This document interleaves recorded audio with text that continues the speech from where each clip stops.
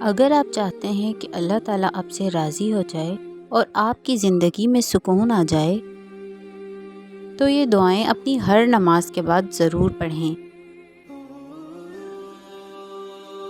استغفر اللہ، لا حول ولا قوة الا باللہ، لا الہ الا اللہ محمد الرسول اللہ، حسبنا اللہ ونعم الوکیل، اہدنا الصراط المستقیم، لا الہ الا اللہ الحلیم الکریم، یا اللہ یا رحمن یا رحیم، اشہد ان اللہ علی کل شیء قدیر، یا ارحم الراحمین۔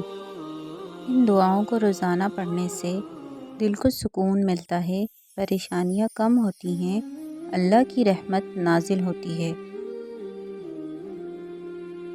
اللہم صلی علی محمد وعلی آل محمد۔ یا اللہ ہمیں اپنی رضا نصیب فرما اور ہماری دعائیں قبول فرما، آمین۔ مزید ویڈیوز کے لیے میرے چینل کو سبسکرائب کریں۔